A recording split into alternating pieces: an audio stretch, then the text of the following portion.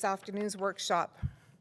I want to acknowledge the Wheeldon peoples as represented today by the Esquimalt and Songhees nations, from whose traditional territories we are broadcasting. We recognize and respect the First Nations governments across the region and the province. Before we begin, I want to provide delegates with a quick overview of the virtual format. At the top of your session screen, you will see two tabs, Stream and Engage. The Stream tab is where you can view the session and presentation slides. This is the page you are likely viewing right now. The Engage tab is where you can submit questions for our presenters. Once you have submitted your question in the Engage tab, you will need to click back to the Stream tab to continue viewing the workshop. Please remember to sign your question with your full name, elected position, and local government or First Nation. Your question will not be approved if you do not include your information. As a reminder to delegates, as per the conference rules and procedures, only elected officials have the privilege of the floor. So let's start our session. COVID-19 has had global reach affecting every order of government, community, individual, and every facet of society. This session will showcase how some BC communities have responded, highlighting what actions have been taken to support local economic recovery efforts. Our presenters will share their success stories and lessons learned to assist other communities in BC as BC restarts its economy. Presenters will also share tips and resources on what communities can do to build back better and stronger, making themselves more resilient to future disasters. We will commence with a presentation from Dale Wheeldon, President and CEO of the BC Economic Development Association. Dale will present on the BC Economic Disaster Resilience and Recovery Program.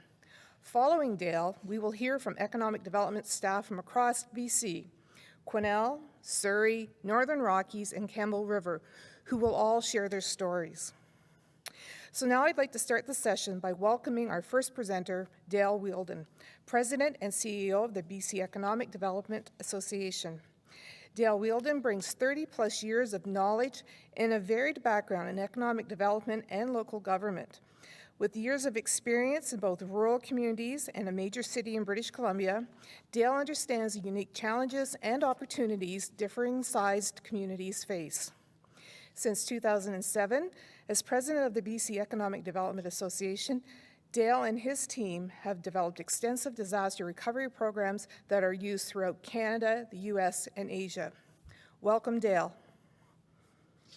Thanks very much for the introduction. It's great to be here with everybody. I want to thank, first of all, UBCM for asking me to participate today.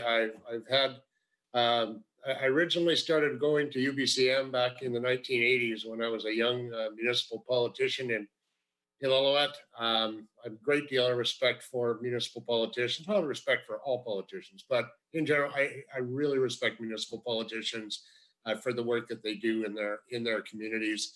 I know how important UBCM is, and some of the most educational sessions and that I've ever attended were at UBCM. So it's just really happy that UBCM reached out and asked for us to work with them on putting this panel together. I'm going to start off I'm going to give you a bit of an introduction of the BC Economic Development Association's economic disaster resiliency and recovery program that we started back in 2012 as a leader in economic disaster recovery in Canada. We started first with the Burns Lake, following the Burns Lake mill explosion, working with local and Indigenous communities up there to develop a disaster recovery plan. Since then, we've worked on developing the U.S. government economic recovery framework under the Obama administration back in 2013, developed a program for Alberta following the flooding, worked with our partners at Fortis BC and Pacific Coastal Airlines to establish a hotline in 2017 and 2018, and developed some short-term and long-term recovery plans for Grand Forks following the flooding in 2018. Internationally, we've done work in the Virgin Islands, Cambodia, the Mariana Islands.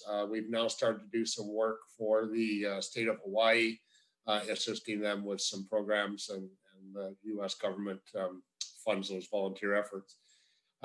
During COVID-19, starting back in March 11th, when the global pandemic was declared. It was the day after the BC Economic Summit. And believe me, we stressed throughout the whole summit as to whether we'd get through it. We did, but right on the 11th, we jumped into action with our disaster recovery program. We are well set up. Our websites set up in the background that we could go live, and we went live the next day, basically with producing live documents available on our website for both businesses and local governments. That particular document was shared by many local governments, by financial institutions. Fan City used it as their primary resource for businesses. We had a large number of provincial agencies, federal agencies, and others use our document on their websites to be able to keep businesses up to date on the programs that we're changing, and and for local governments as well. At any given time during the day, at any minute, we can log in and we could see 80 to 500 people in the document looking at the different resources that were available. We had a dedicated website for businesses and another one for communities. We started hosting webinars and provided some initial guidance to communities on what to do during the shutdown and to lead towards a strong economy in the recovery phase. We updated our resiliency and recovery manuals, and we launched a condensed version, and that's available on our website. And I believe UBCM also has a copy on their website. We offered support to the province, and it's offered. We were part of the COVID business cabinet. We provided one-on-one assistance to the communities when asked. We've launched surveys for communities to use for their short and long-term, to get a better understanding of their short and long-term needs of businesses. We also approached Think First out of Victoria to expand their network, their Shop Local program, Support Local BC, outside of the Victoria area, out throughout the entire province. And we're really happy that happened, and with the great support of Van City and with NDIT, NDIP came on and helped fund communities in the northern region to be part of the program. And over $500,000 has now been purchased in gift cards for businesses at the local level. We've also revised all of our training programs to incorporate the COVID-19 impacts and some of the recovery work. During our efforts in BC that we've done, everything that we've done in BC, it's become very clear that local governments, while having emergency management plans in place, many are not properly planned for economic recovery following a disaster. We reviewed a number of plans, and it showed that 90% do not adequately address the needs for businesses and economic recovery during and after a disaster. We've been trying to persuade local and provincial governments that we need to be better prepared to address the economic impacts of any disaster. Recovery plans need to include some key information, including revising the community risk assessments to make sure that it incorporates different things, business community engagement, business centers for economic recovery, business reentry programs, business financing. And maybe the community can't do the financing, but can work with financial institutions to make sure you're aware of what services they provide so that the businesses can be informed.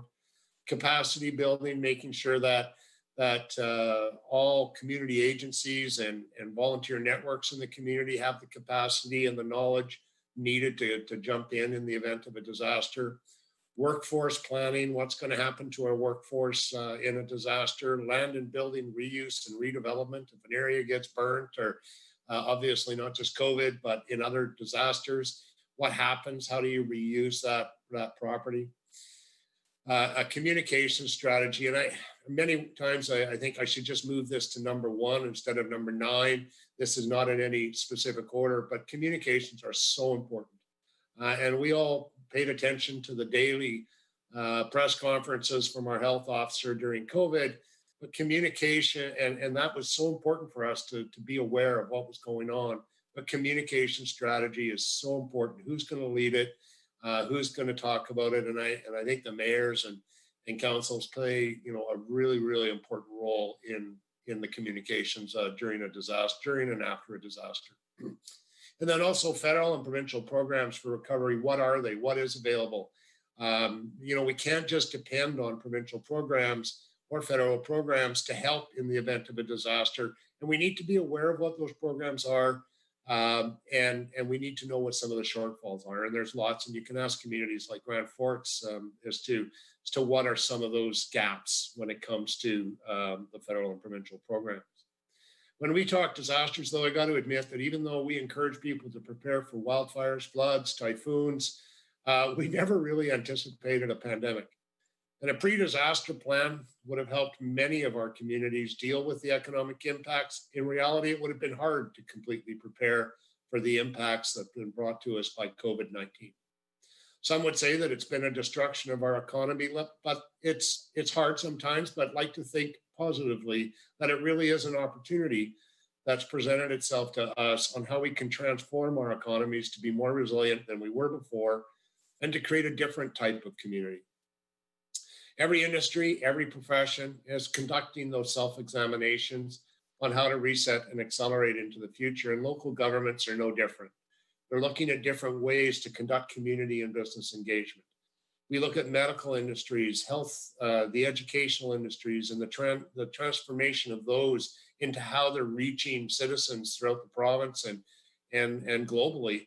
And then, of course, those small businesses, the hearts of our communities, they're reimagining new products, new supply chains, discovering how to do more with technology and focusing on the different ways of satisfying consumer and customer needs.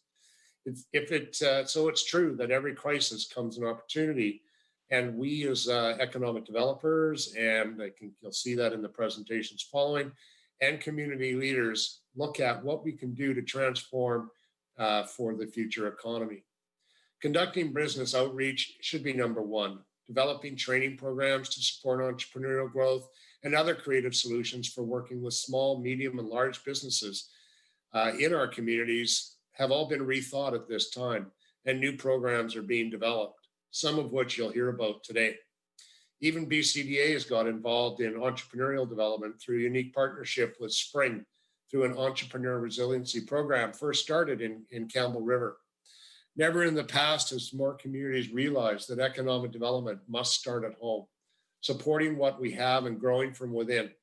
Local governments have been in some cases scrambling to establish innovative programs to support local businesses, whether it's by increasing the outreach and creating linkages to overcome challenges, changing bylaws that allows drinking on the beach, or building outdoor patios, working with existing manufacturers to adopt to manufacturing PPE, or speeding up the approval processes to encourage development. While we don't often think about how many businesses may not be aware of the types of assistance that are out there, there are ways that we need to work with businesses to make sure that they're informed.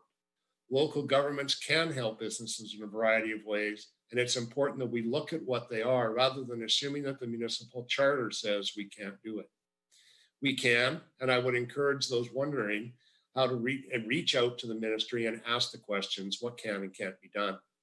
But it really all starts with communications. We can understand the challenges. When I think of what Quesnel has done in reaching out to their businesses, working with Community Futures and the local government working together to find out what the challenges are and what supports are needed. It's amazing what we find out. We can find the creative ways that we can help and to create our own best practices in our communities. It's been amazing to me how when I've talked to businesses that they don't understand how to access the programs that are out there, or to even think the programs are not even for them. Education is important, not only for businesses directly, but also for us to better understand how we can help. For decades, the emphasis on economic development has been to attract new businesses. That's the old way of doing economic development, not the way that successful communities have been pursuing for a number of years. Working with what you have will enhance your ability to attract the new. It drives new investment from outside by showing you have a growing and thriving business community existing already in your community. While COVID-19, we're seeing communities realize that strategies need to be redesigned and budgets reallocated to deploy creative solutions. Governments are realizing the need to invest in broadband, promote startups, developing talent and resident attraction, developing and supporting underserved communities, building partnerships with the neighboring Indigenous communities, involving young adults to be invested in and engaged in the community, or collaborating with other partners and other economic developers and local leaders in the regions. These investments should be the central elements in promoting the new normal for community economic development and will result in a win-win strategy. The pandemic's reinforced the opportunity of remote working and automation that will alter business and government decision-making and change the landscape of our business communities. There will likely be less office space demand for the foreseeable future and potentially fewer employees in some sectors. That is why we need to change our downtowns and communities into entrepreneurial ecosystems. Some communities have turned vacant buildings into co-working spaces, maker spaces, pop-up spaces for future entrepreneurs and existing businesses. We've been suggesting these things for years. Local governments can facilitate these changes in partnerships with community and regional agencies. As we've been saying for years, economic developers and local leaders should work with the community and businesses to make sure that you're better prepared for the next disaster. There's no such thing as a 500-year flood or a once-in-a-lifetime pandemic, because the new normal is for disasters. Sometimes they're annually, sometimes they're monthly. It's clear anything can happen and will happen. It's not if, but when another disaster will come to our communities, and we need to be prepared. Those disasters work to win. They work hard to win, and they'll keep pushing until they do if we allow them. Together, we got to work together to make sure that they don't win and that we can react and with well-designed preparation plans and innovative business supports. Without businesses, we have no jobs. Without jobs, we have no residents. And without residents, we have no community. We will continue to encourage change at the provincial level. In the meantime, I encourage all local governments to download the toolkit, the new condensed version that we have available on our website or on the UBCM website. It's called Economic Recovery and Resiliency Toolkit, and it's available for anyone, and you do not need to be a member to get your hands on this. Someday the pandemic will be over, and when it is, we'll look back and talk about how we created more vibrant communities for us all. And in order to do that, we need to reset our communities to be better prepared and sustainable for the future.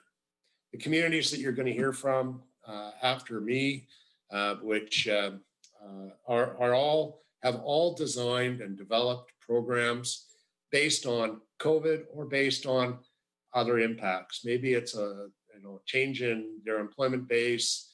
How can they transform their communities to keep going following any type of a disaster? Because a disaster just isn't a pandemic. A disaster is a loss of a major employer, it's a fire, it's a flood. So these communities have done creative things. I know Quesnel has done a number of things after wildfires and of course with COVID, and they've done it in partnership in everything that they do. In Campbell River, we see communities that their economic development program has just created some incredible programs that are touching so many sectors of the economy. We look at the city of Surrey and their PPE program. That was just one of many, many initiatives that the city of Surrey has done to encourage economic growth from within, but also by attracting new. But they've done that through well-planned and thought out processes. And then Northern Rockies, a community being hit with the loss with the impacts in the forest industry, and what are they doing now and what are they planning to do in the future. I'm hoping that you'll take some good messages from them. And as always, we are available for a call or for emails. If you ever need anything, BCEDA looks forward to working with you. I'll pass it over to the moderator. Thank you very much, Dale.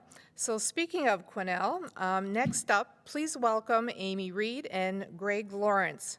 Amy is the Manager of Economic Development and Tourism at the City of Quesnel, And joining Amy is Greg Lawrence, and he is the General Manager of Community Futures North Caribou. Amy and Greg, over to you. Thank you, Councillor Gilbert. So I'm Amy Reid, Manager of Economic Development and Tourism with the City of Quesnel, and I'm sitting a safe distance away from Greg Lawrence from Community Futures in the Community Futures boardroom. And we're going to talk to you today about how we set up a business support hotline in the very early days of the pandemic. But before getting into that, I just want to give a little background on the situation in Quesnel when the pandemic hit. This wasn't our first crisis or our first disaster that we have experienced. We had had 2 mill closures of major employers in the previous decade, as well as a number of shift curtailments prior to the pandemic. We went through the biggest wildfires ever in the history of the province in 2017, and then again in 2018. We didn't have, we weren't evacuated out of the city, but there were alerts in the city and people were evacuated in the surrounding area. The highway was shut down, leading to Quesnel just south of town. So the business community certainly felt the impact of those events. And then in 2018, we had a major infrastructure replacement project in Main Street revitalization in our downtown, which is fantastic now that it's complete, but was a real hit to the businesses as they went through that during the summer months of 2018. So when COVID came, it was a hit on top of a hit, on top of a hit, on top of a hit. I think the good thing that has come out of that, if we're going to look on the bright side, is that our business support community has pulled together before. This wasn't the first time that we'd had to come together. We knew who our key players were, we knew our strengths, and we knew how to work together. So actually when the pandemic hit, we were just about to launch a business retention survey in our community, working together with Community Futures and the Chamber of Commerce. In the City of Quesnel, we're a little bit rare in that we have not 1 or 2, but 3 business improvement areas. And they work really well together, which is maybe even more rare. And they've also worked well together with the city and the Chamber and Community Futures in the past. So we knew who our key players were. So when the pandemic hit in mid-March, we called together the first of many Zoom meetings on March 25th and had our business support hotline up and running 2 weeks later on April 9th. Over to you. Thanks, Amy. Hi, Lorianne. Just be silly for a second there. I guess the thing we started with is we had a very clear shared objective. We wanted to maximize the dollars, the COVID dollars that were accessed by our business community. We knew from our experience with wildfire response and with helping people to access Red Cross supports that as Dale mentioned, and just to reiterate that, businesses are either not aware or they don't think programs are for them, or they're afraid of the paperwork involved in applying for programs. So it really doesn't matter how much advertising you do, you really just can't expect to advertise and have businesses to call into us or into you. We knew that we needed to reach out in person. This was a little bit different from wildfire because unlike the wildfire response where we physically visited people in their homes or businesses, we knew we couldn't do that. We knew we had to contact people over the phone. And that would cause some challenges from a technology perspective, particularly since all of our callers were working in their own homes. So we got together, did some planning. We knew that we needed people to make the calls, technology to allow people to work collaboratively from home, and coordination and support for those callers. So starting with people, the main partners in this were myself and Amy, or the City of Quesnel and Community Futures. We kind of got the ball rolling, and we were very fortunate at that point in time that we had a little bit of excess capacity in our organization. We had a very experienced staff person who could kind of take the lead around coordination. So it was Amy, myself, and Ziggy who played the main organizing role in this. And then as Amy mentioned, we had the city, the Chamber of Commerce, the 3 business associations, and the Municipality of Wells, who all had a little bit of, at that point in time, a little bit of slack staff time because we were all sort of sent home and wondering what to do. So we had the people power to get started with, which was really important. One of the first things we did is we needed to set up some kind of a phoning system that would allow people to call into one number and that would allow all of us to be able to answer those calls in our home and to set up a switchboard. I think everybody's familiar with VoIPs or voice over internet phone systems. I guess we looked around the room and we said, who's the oldest guy in the room? And I stuck up my hand and I got in charge of putting that technology together. So I don't know if that was a wise decision, but that's how we went. That VoIP allowed us to have a common number, a messaging service, and allowed us to set up call queues so that when we were working with the volunteers, those calls were automatically routed to the volunteers who were on call at that point in time. We also recognized that we needed client relations management software, and Amy came forward with the BC Business Counts program, which was very useful for this purpose.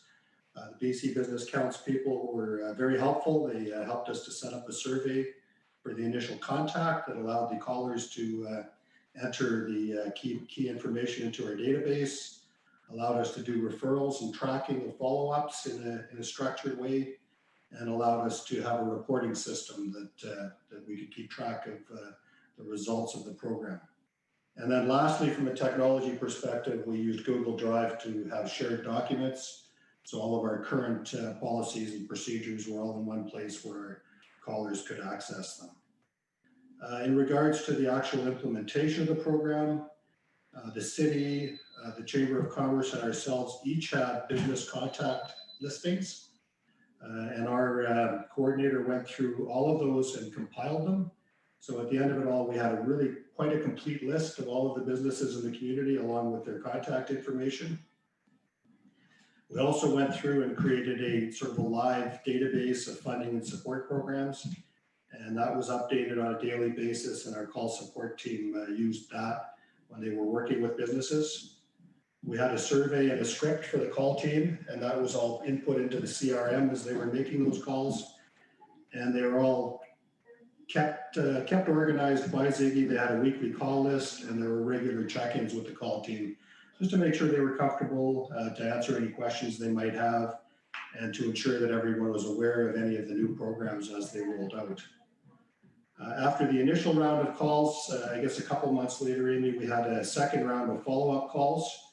And really that was because we recognized that so many programs had changed, and we wanted to, one, to ensure that people were aware of the new programs, two, to find out if they were able to access the programs from before and whether they needed any additional help, and also to start collecting some statistics so that we'd have a sense of how successful this program was. And that information was all, again, input through BC Business Council, and that's where we got our reporting from.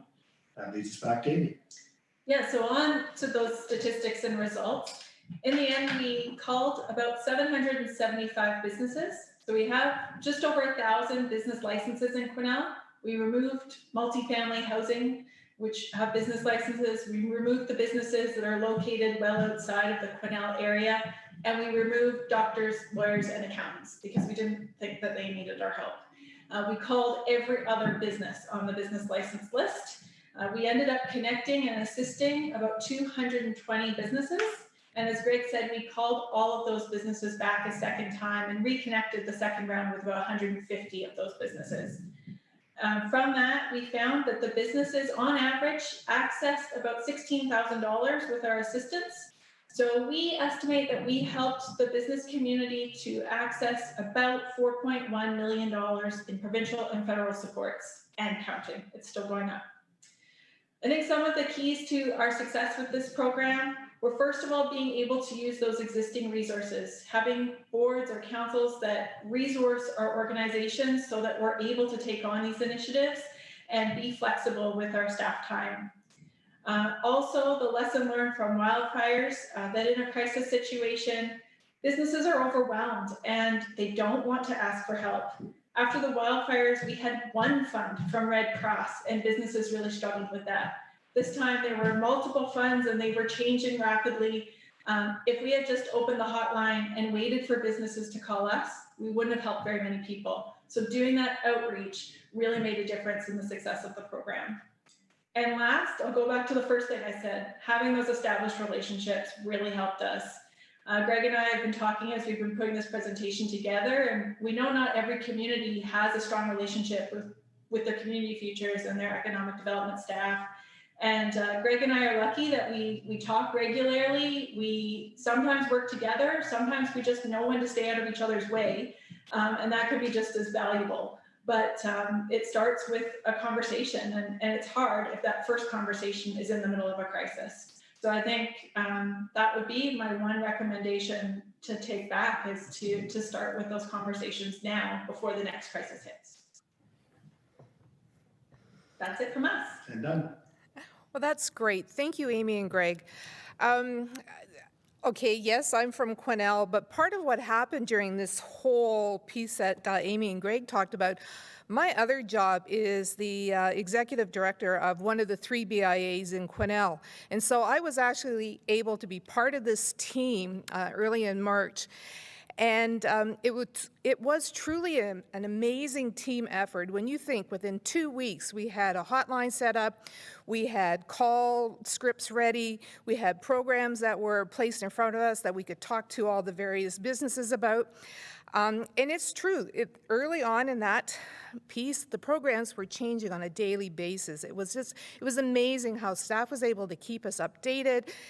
And the calls that I made, I know that people were so appreciative of the fact that we would even think of calling, some of these smaller businesses that were shut down, and we were able to talk to them and go, listen, you're able to apply for this and this program. You're having problems applying? Don't worry, we got somebody at the office there who can help you.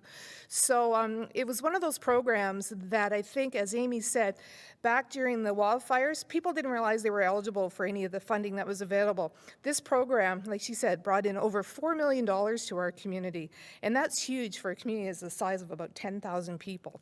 So thank you very much, Amy and Greg, for that. So now please join me in welcoming Stephen Wu, Manager of Economic Development for the City of Surrey. Over the past 7 years, Stephen was responsible for attracting several high-profile investments to the city, including Skydance Studios, as well as developing a number of award-winning economic development programs for the city. Stephen also led efforts to develop Surrey's first 10-year economic strategy, which is currently in its 3rd year of execution and continues to be an effective economic roadmap for Surrey, even through COVID-19. Please welcome Stephen Wu. Perfect. Thank you so much.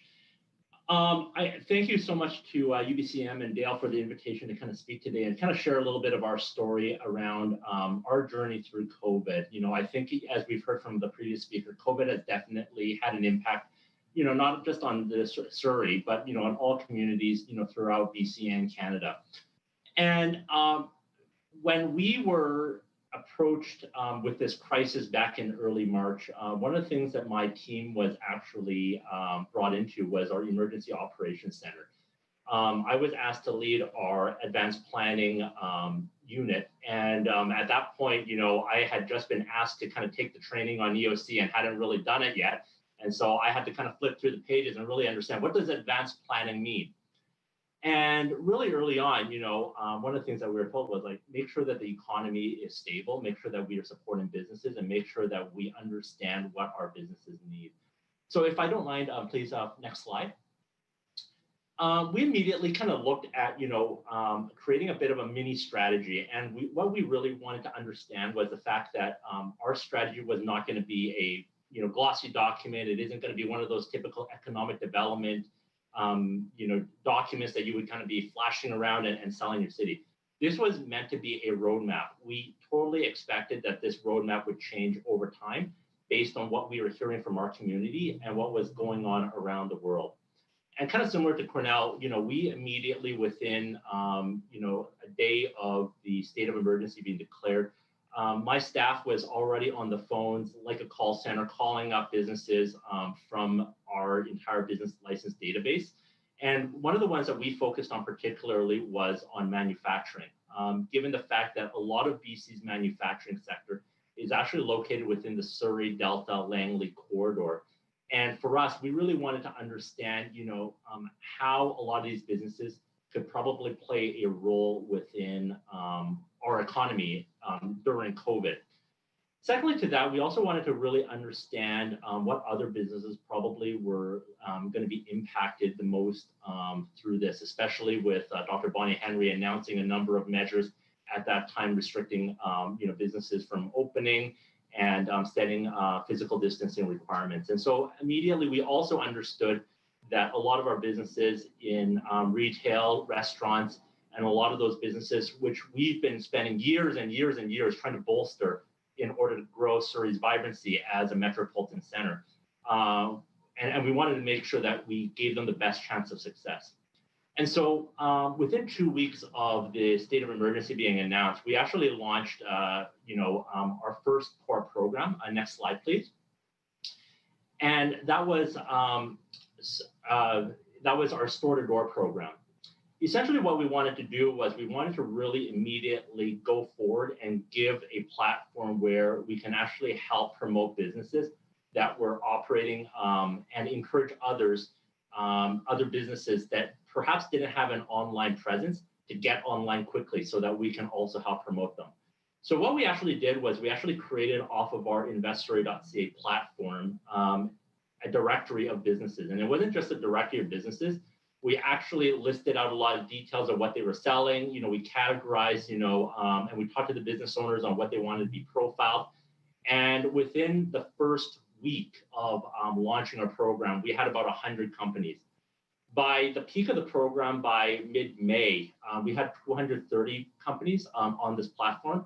And currently, as we enter the second wave of COVID, working with our businesses, we will have over 400 companies registered on our store-to-door platform. And so when you kind of look at it, why did we kind of choose to do this? Partly it was because the fact that not only did we want to profile our local companies, but we also ran a number of marketing campaigns, and we hired a external marketing agency to kind of help us with that. We really wanted to understand that,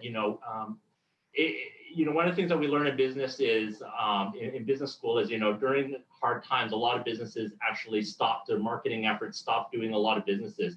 And so when we kind of thought about that, this is actually the time that we should be doing marketing. So we actually spent quite a bit of money through our partnerships with our private sector to actually promote the businesses that were part of our platform. And as you can kind of see here, people were not just shopping, they were buying, they were spending money supporting their local economy.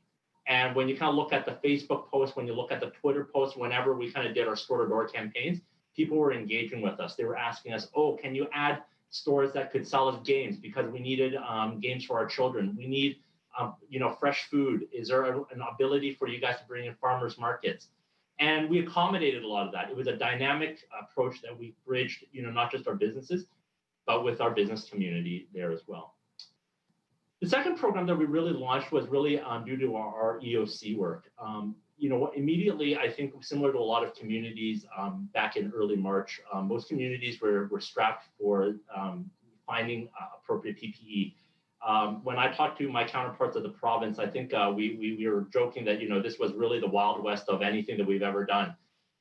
Literally, I was on calls with provincial officials, with, Canadian embassy officials in China, in even at faraway places like Kenya, where we were told that there were warehouses of N95 masks made by 3M that we wanted to import here to Canada. And by the time we had finished all these calls, the entire warehouse was probably cleaned out by, believe it or not, and it's kind of interesting for me to say this, cleaned up by the folks like the CIA and other entities around the world.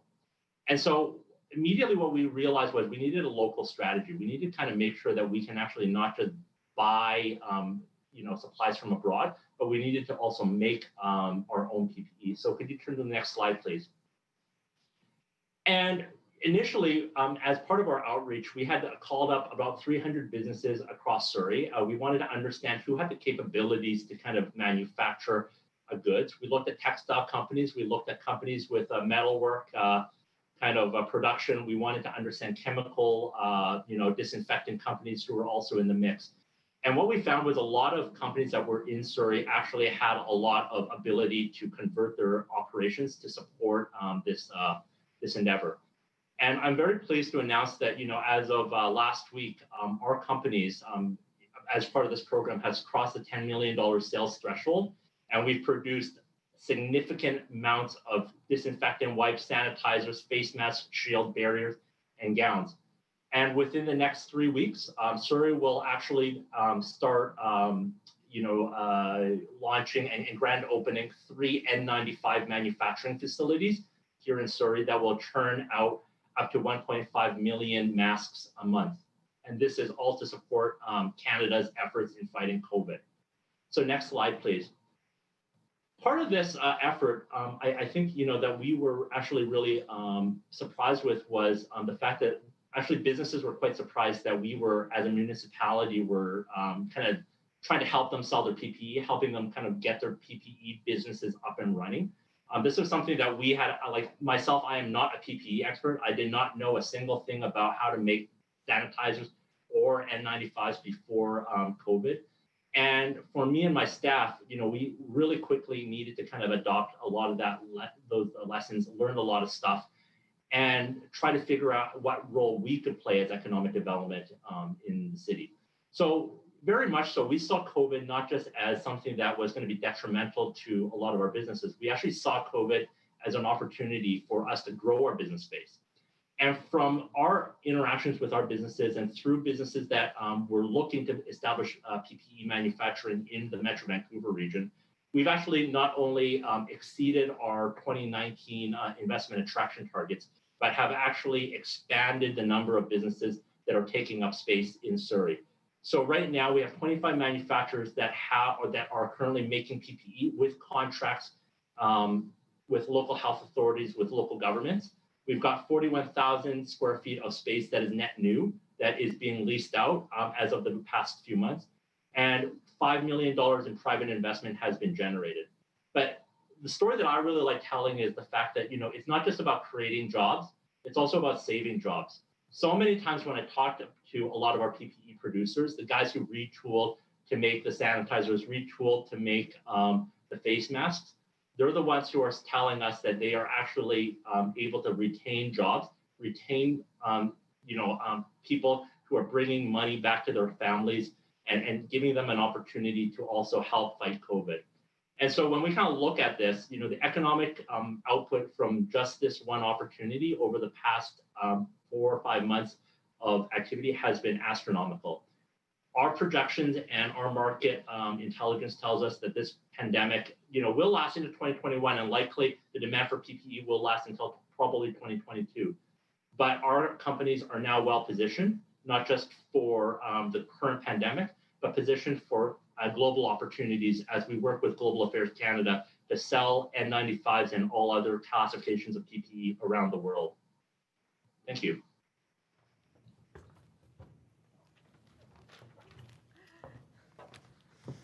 Okay, thank you, Stephen. So now please join me in welcoming Mike Gilbert, Regional Development Officer at the Northern Rockies Regional Municipality. Mike has lived in Fort Nelson for the last 40 years, working in economic and community development for the last 10 years, having previously served as an administrator and consultant in public, private, and First Nations environments. Welcome, Mike. Hello, and thank you for the invitation. We're glad to join the crowd, quite an auspicious group, and we're happy to be in such company.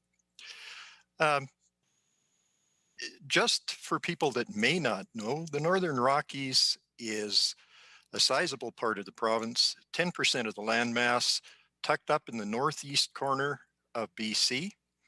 If you want a comparator, you could drop New Brunswick in here and still have room for Prince Edward Island twice.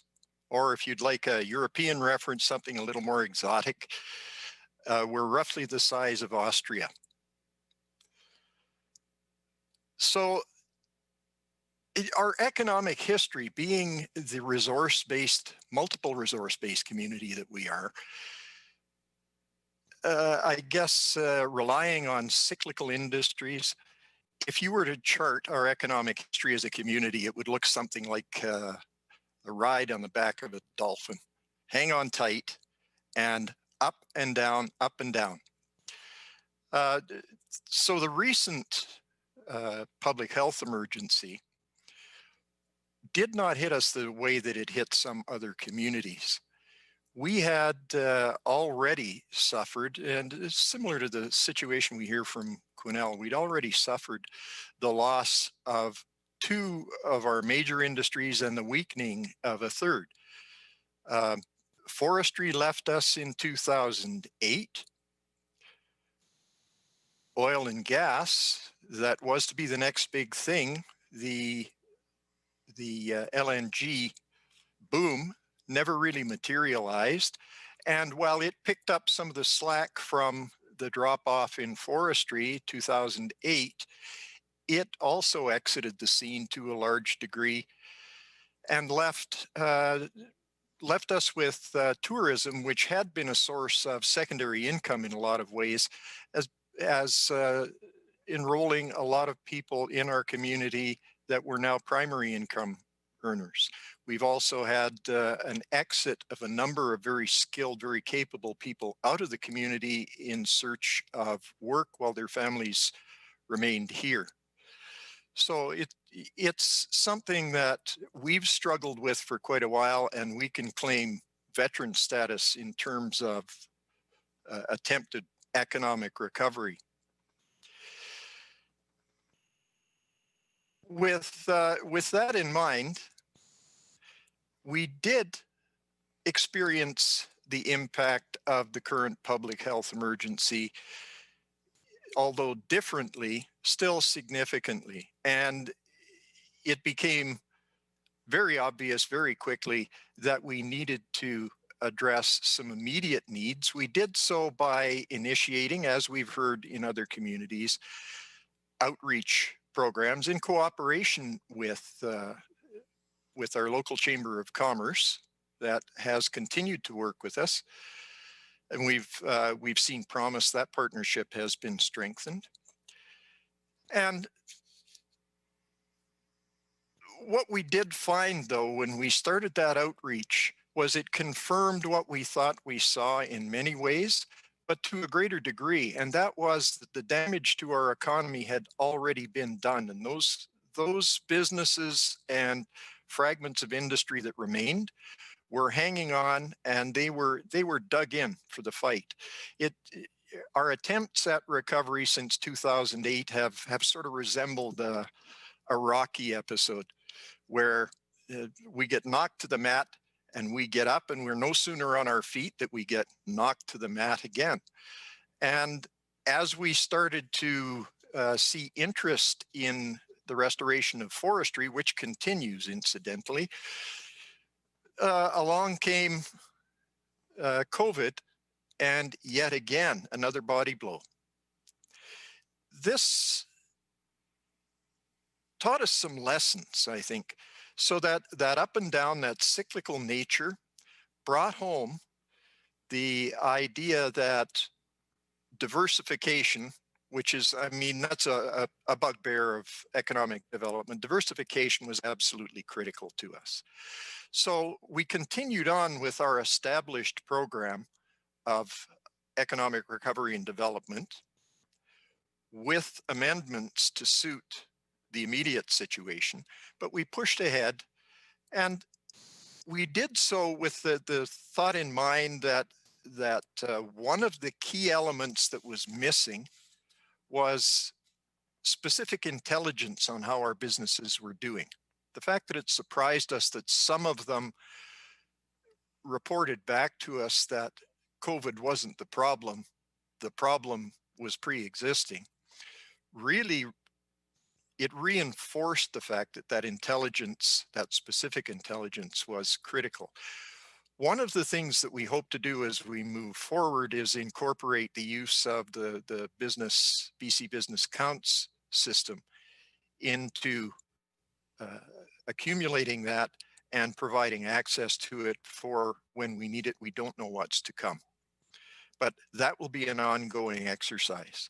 The other thing that it reinforced to us is that while we had success with our outreach program, and it was very well received, as we've heard elsewhere, what needed to be kept in mind was that this kind of consultation with our business community and with industry operating in the NRRM needed to become a habit, not an event. So our outreach project was an event, and that was a good start. But we want to transform it into a habit, and we're going to have Dale and Colleen Bond helping us out in the very near future. We hope to develop some in-house capacity to be able to execute on that. On the subject of diversification, that diversification we also see not just across sectors. So we don't just want to make sure we have some forestry, some PNG, some tourism, and some agriculture. We want to see diversification within sectors. I think that's crucial for resilience. That the one big show, the all the eggs in one basket mode of operation has not worked for us in the long term. We've had very successful boom periods, but when that boom ends with a particular reliance on any one firm, the crash is hard and the landing's not pleasant. So that's something that we want to do is, again, diversification across sectors and within sectors. Where we put our effort, because we do have limited capacity being the size that we are, is on things where we anticipate we can have the greatest impact.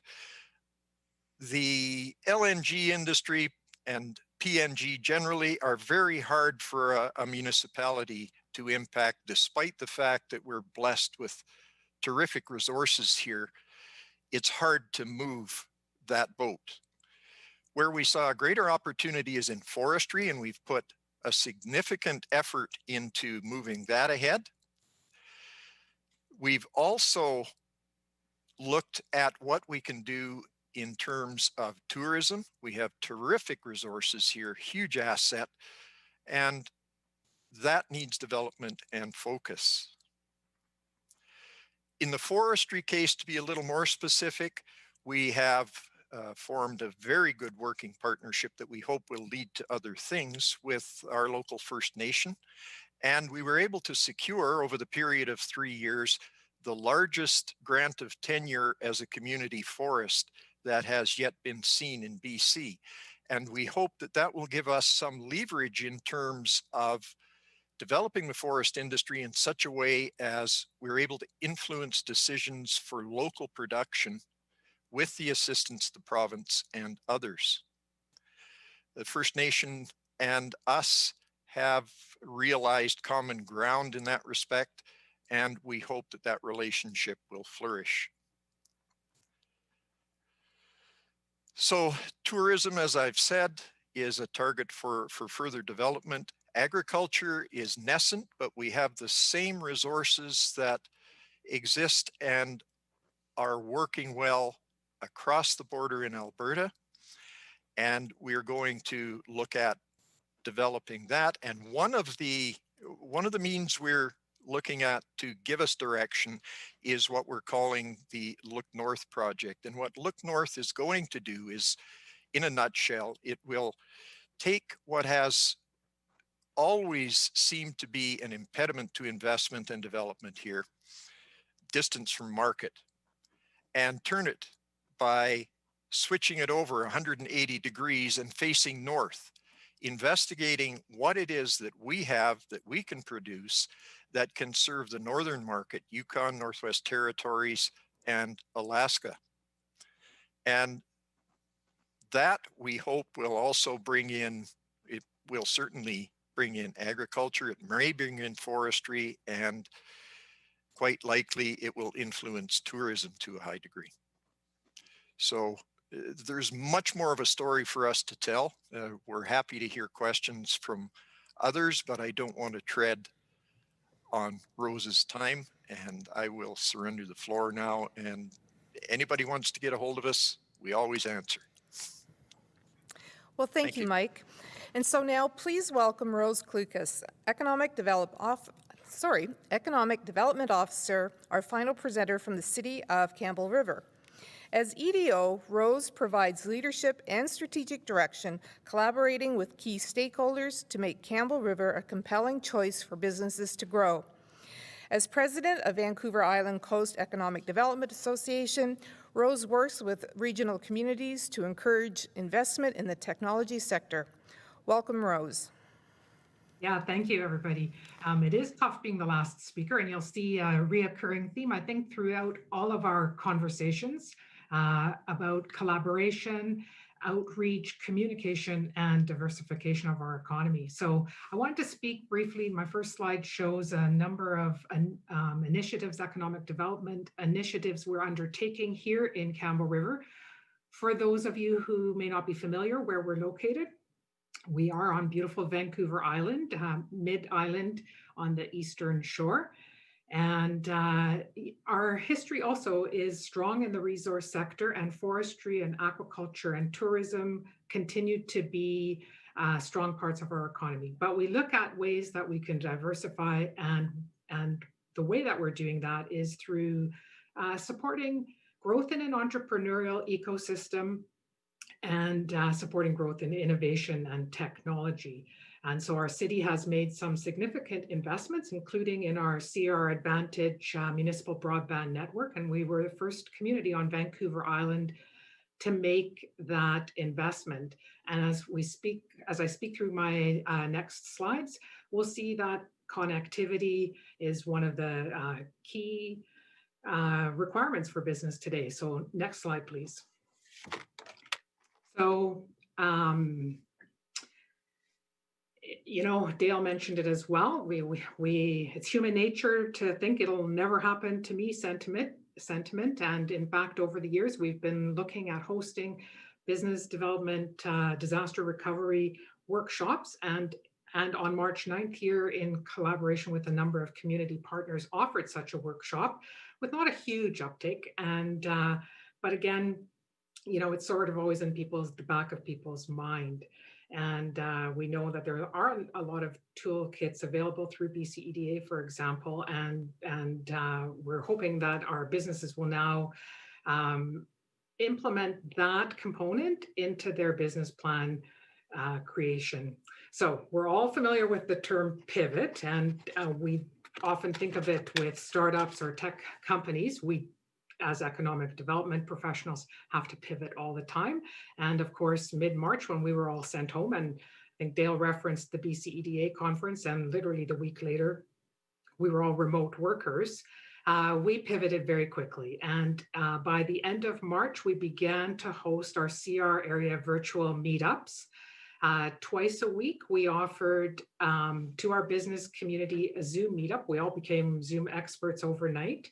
We, by July, had over 21 workshops, and they were designed to be, we had guest speakers to speak specifically, for example, to programs that the federal and provincial government were offering to our business community, making sure that people had good information. But we also had hands-on workshops through this virtual medium to help people, you know, create an e-commerce platform, or maybe they were already online but needed some help in improving their online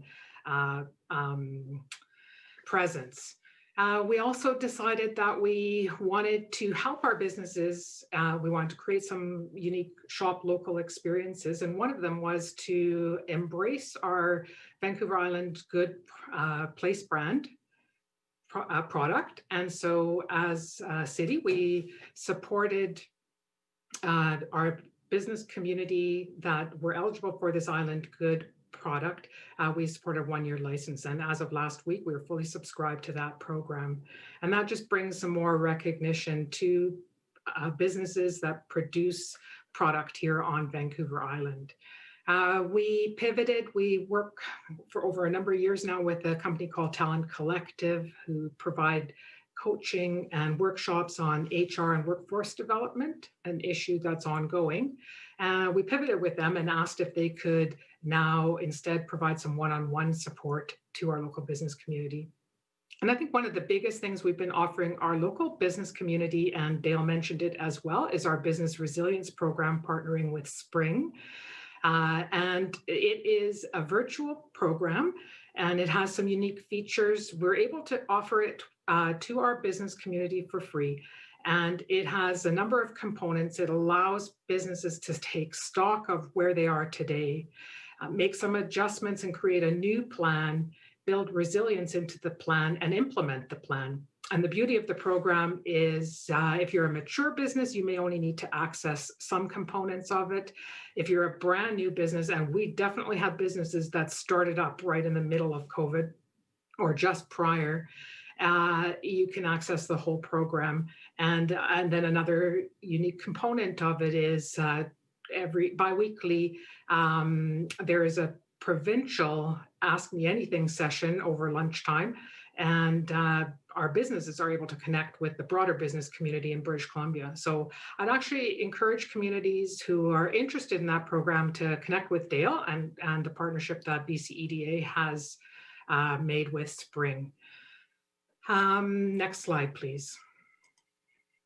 So what did we learn? Well, I think we learned, we've heard from all the other speakers today a number of things. One thing we learned is businesses definitely want to stay connected.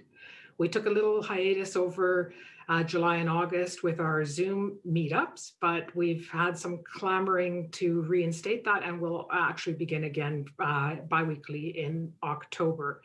And it's an opportunity again for businesses to stay connected and for us to provide as much current information to the businesses as possible.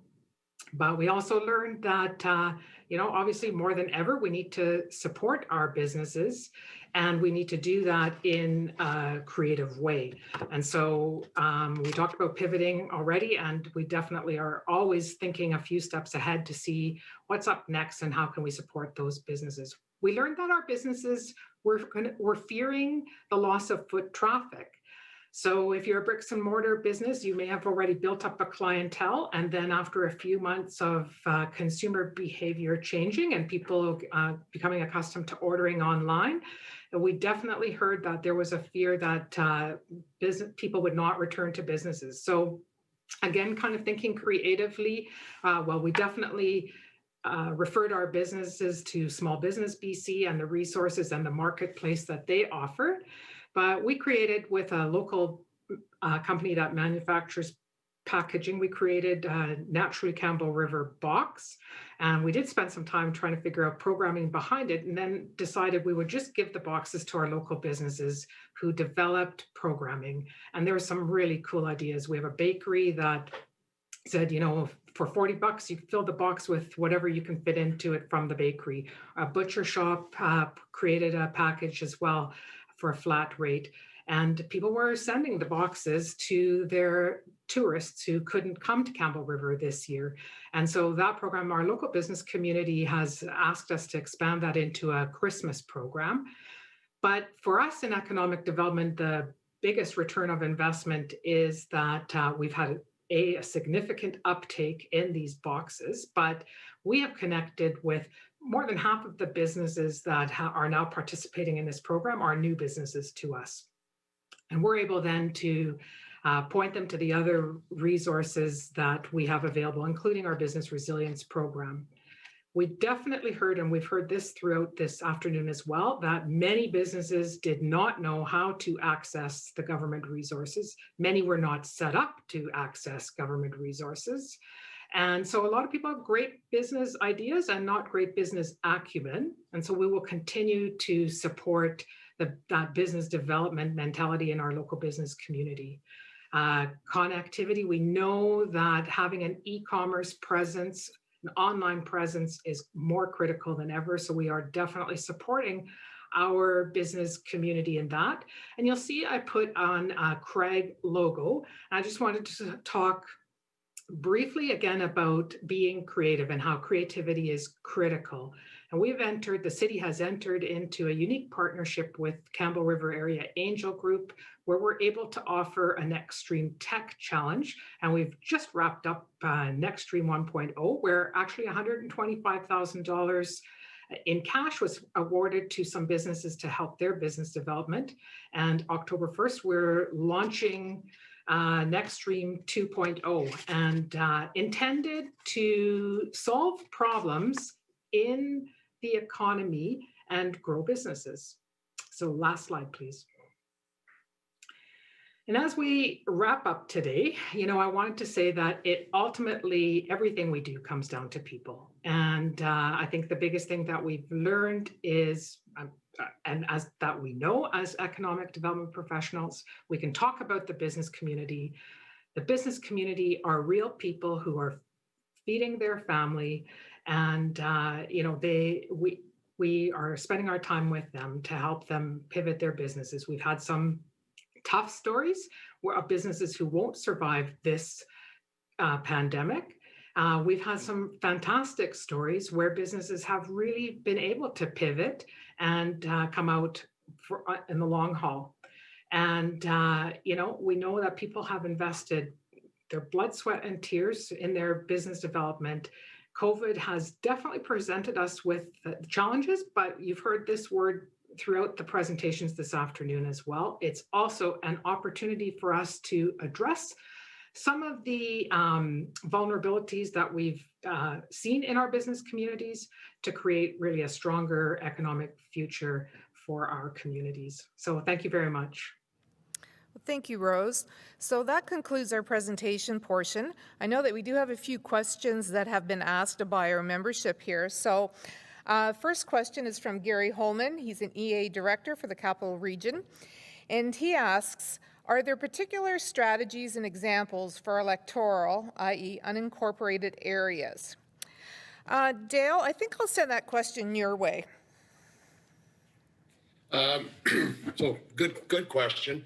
I really encourage like the unincorporated areas to work with the neighboring incorporated areas and vice versa to make sure that, and I believe I could be correct with this with Amy, for an example, I do believe that you don't draw the line necessarily right at your border. And I don't think any community should, because people in the rural areas are spending money in the incorporated communities. But just because you're unincorporated, I'm trying to, think of a name. There are limitations. Okanagan Falls, perfect example. Okanagan Falls is an unincorporated community. There's no reason why a community organization, be it a business association, sometimes there isn't a chamber, or even a regional director pulling together an economic development group from the area, developing a strategy, developing their recovery plans for the businesses that are in their unincorporated areas. There's all kinds of things that they could be doing to look at. It doesn't have to be an incorporated community to have an effective economic development program or a recovery program for the businesses that are there. Anything that worked in Quesnel or anything that worked in Campbell River or Northern Rockies can work in an unincorporated community, except in areas where you require specific provincial approvals like revitalization tax credits, those types of things. Thank you, Dale. Our next question comes from Central Saanich, Gordon Newton, who's a councillor there. Those that engage the biz community directly, what was the best, most successful method? Call, email, Zoom, direct interaction, in person? Amy and Greg, I think perhaps that question is directed towards you. Sure, sorry, so we just had to get off mute there, and Greg's still in the room, but for some reason our camera's not picking him up, so I can answer the question, I think. For us, calling worked really well during the pandemic because we couldn't physically go. I think following wildfires, or if it was a different sort of crisis, going physically to the business is nothing beats that when you can do it. And I know Greg, or Community Futures, the Chamber and the city have worked together on business walks before. And we've asked our business community, how can we get in touch with you? And we're there in the business, and their response is always, well, just like this, come in and talk to us. It's the most time-consuming way to do it, but it's the most effective, and it gets the business's attention. They know who they're talking to. And I agree with everything Amy just said. Thanks, guys. And I wanna echo that too. Nothing beats face to face. And like we've all had Zooms. I mean, we're doing it right now, but honestly, nothing beats the face to face. It builds the relationships, and that's what business engagement's all about. You don't need a survey; you need a relationship. Thank And you. I think in Northern Rockies, our experience was that while non-face-to-face is always second best, in terms of making sure that you have you can apply your resources and get as much feedback as possible and make as many contacts as possible. You sometimes have to sacrifice that, as we did.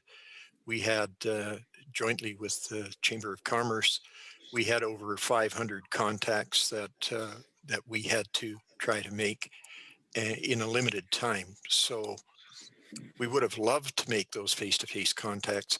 And I made reference earlier to the idea of making those contacts a habit. And I think our first priority will be to have those as face-to-face contacts. Thank you. Rose, did you have anything you'd like to add? Yeah, I would completely concur with that. In fact, we pivoted our Zoom meetups to our Let's Talk Business Wednesdays, and definitely phoning businesses and going in person. It really the simplest, most time consuming, and the most effective. Thank you. Stephen, I have a question for you.